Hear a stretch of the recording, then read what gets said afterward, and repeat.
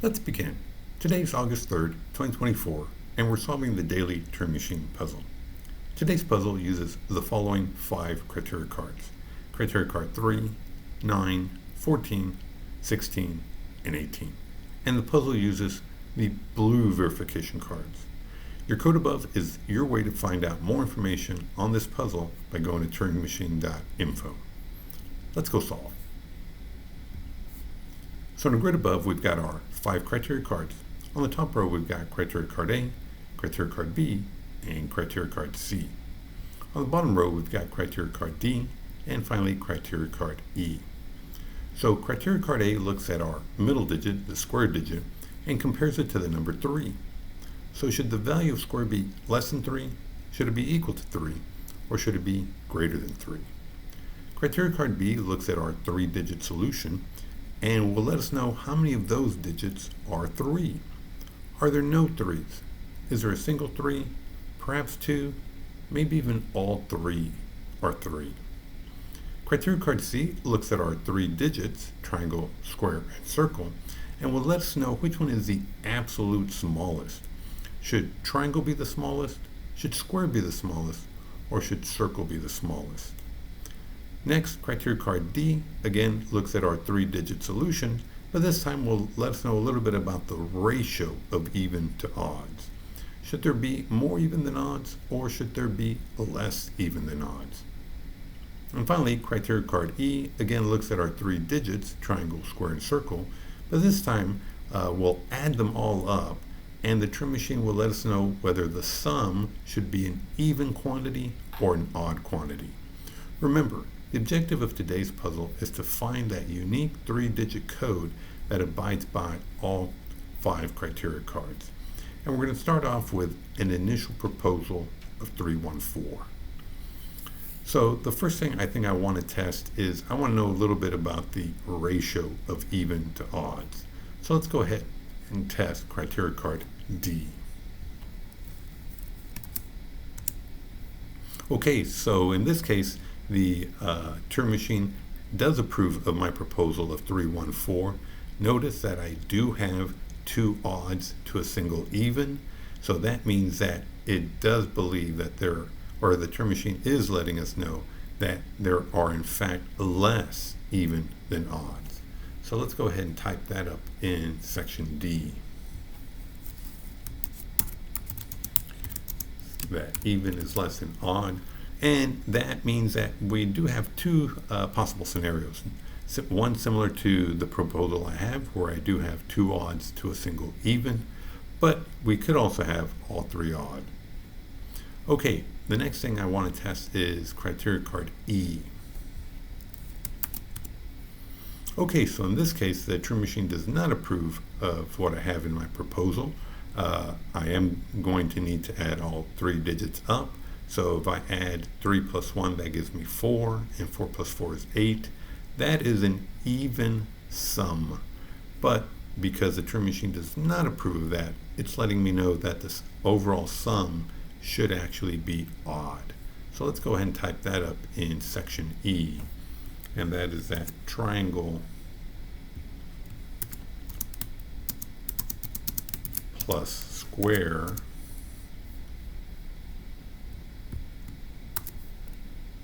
plus circle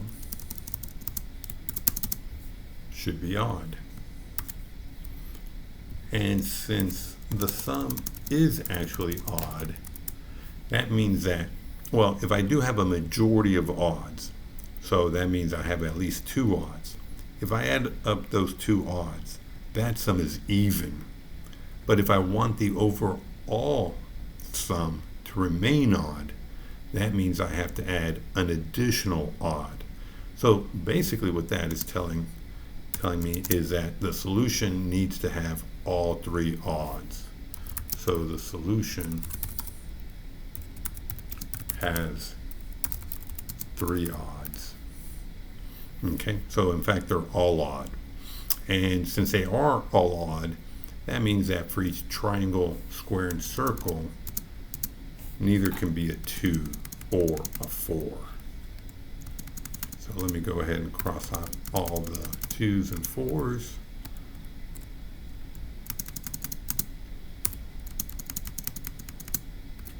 And so that leaves us with criteria card, well, all the top ones, A, B, and C. Well, let's see. We do have this card that lets us know that there's an absolute smallest.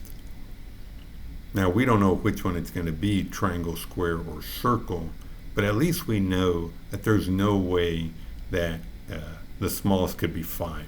So it's either going to be a 1 or a 3. So in my case, it would either be triangle or square. And of course, I do have a single 3. So we know that they all can't be 3 because we do need an overall smallest. So we could have a pair of 3s, and that would mean that the third digit is 1, because 1 would have to be the smallest. If we have a single 3, well, we could have 2 5s. That's possible. And if there are no 3s, then that would mean that we would have to have a single 1 and 2 5s. That would be interesting.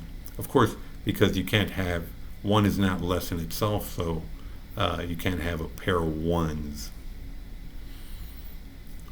Let's see, I do have a single 3.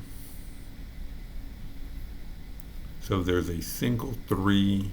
Let's see, that's interesting. If you have a single 3, what would that mean? Either you have 2 5s or you have 1 of each. If you have a single 3, either you have 2 5s or 1 of each. So what would that mean? I do have a single 3. Yeah, unfortunately, A and C also have 3 possibilities, any of which could be true. I think I just might hold off on testing how many 3s. Let's go ahead and test criteria card A.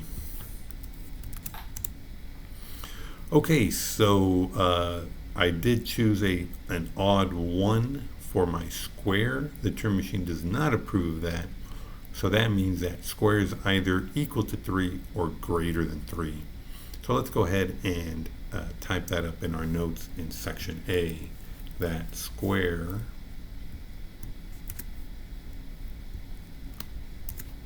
is either equal to or greater than 3. And since it failed, that means I can cross out the 1 digit.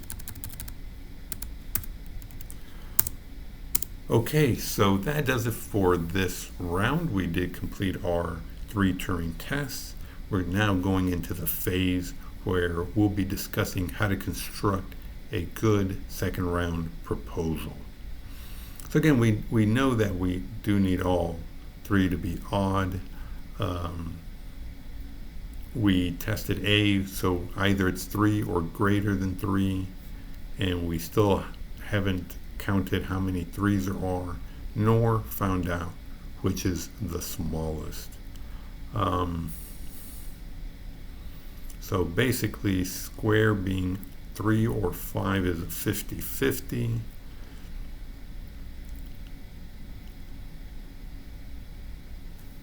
So it's either 3 or 5. Again, just to sum up what we sort of mentioned last time, is that if there's a single 3, then either you have 2 5s or 1 of each.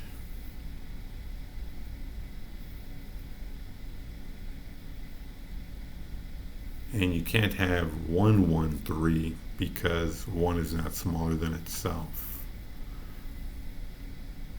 And if you have 2 3s, then the other one has to be a 1 because obviously for the same reason 3 can't be smaller than itself, which means that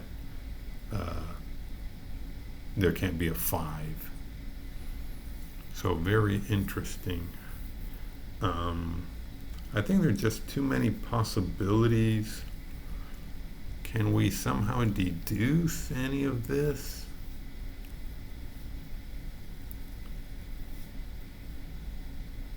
If there is no 3, let's pretend there is no 3, and of course we need to have a single 1. Well, let's see, if there are no 3s, yeah, this will tell us the absolute smallest, and then the other 2 would be 5. That's possible.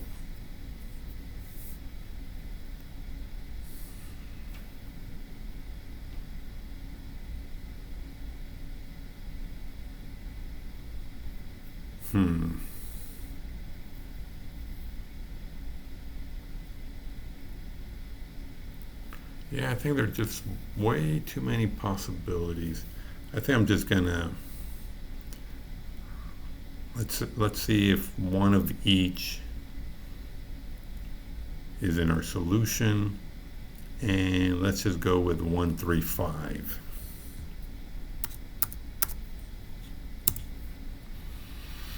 Okay, so I did choose square to be 3, so let's go ahead and retest A. Okay, so yes, square is 3, so let's go ahead and update the notes in section A. And since square is 3, that means it can't be a 5. Square can't be a 5.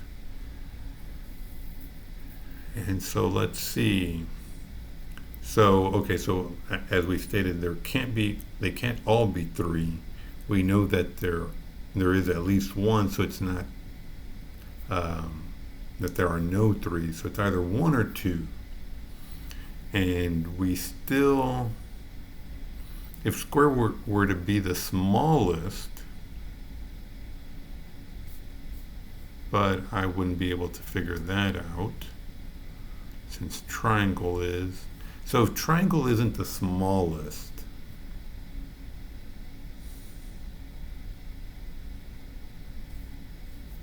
trying to think, I guess you could still have something like 5, 3, 1.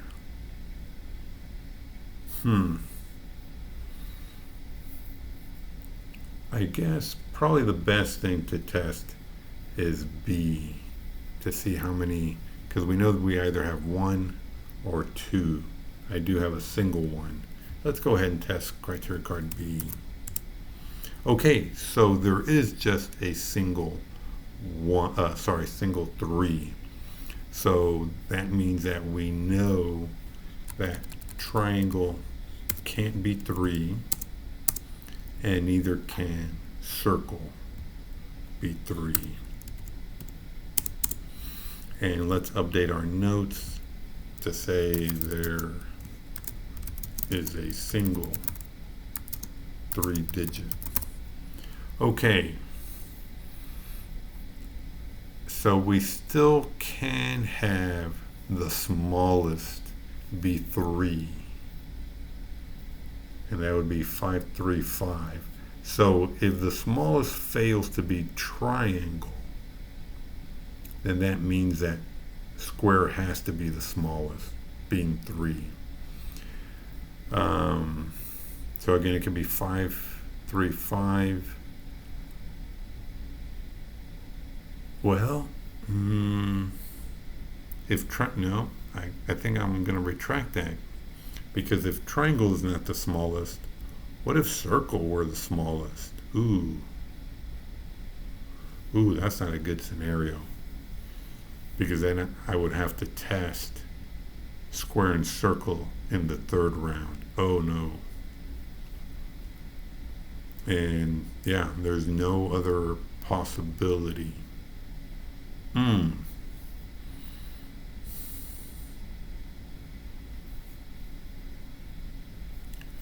Okay, well, yeah, no need to delay it. So let's test criteria card C. Oh, thank goodness. Okay, so yes, so the solution is 135. Okay, so let's go ahead, yeah, cross out the 5 and then cross out the 1 because of course you can't have two 1s.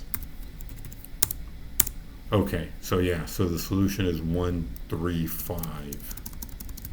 That was close. I would have really not looked forward to having to test either square or circle to be the smallest.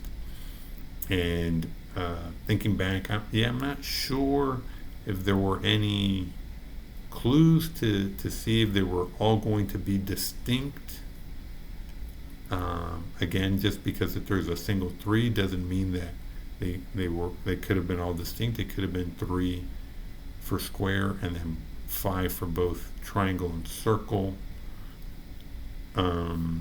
I guess if you look back, yes, square was explicitly sort of defined by criteria card A, and then either triangle or circle, or even square, I guess, could have been the smallest. Single 3, yeah, because it could have been, again, there could have been 2 5s. Okay, well, no matter. And honestly, we haven't even verified the solution, but I was just thinking out loud. So let's go ahead and confirm the solution is 135.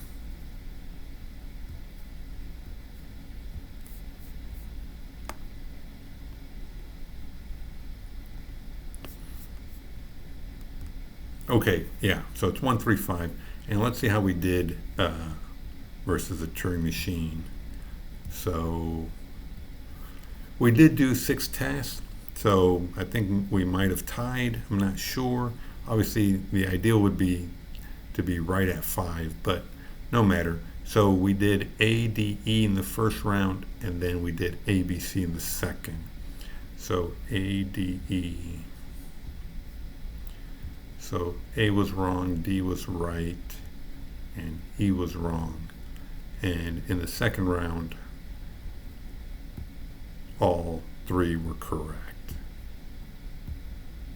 Okay, so yeah, we tied. So, but a tie is a success. It's a win. So we did good. Not sure if I missed out on any, opportunities. I did feel somewhat rushed through the thinking through round or phase, but I think that there were just too many possibilities. I don't think I could have reasoned my way through it. So, but it was still a win. So what do you think? If you have any suggestions, go ahead and add them to the comments. If you like the video, please do give it a thumbs up. And if you don't want to miss out on any future videos, make sure to hit subscribe to be notified. Well, until next time, have a great one.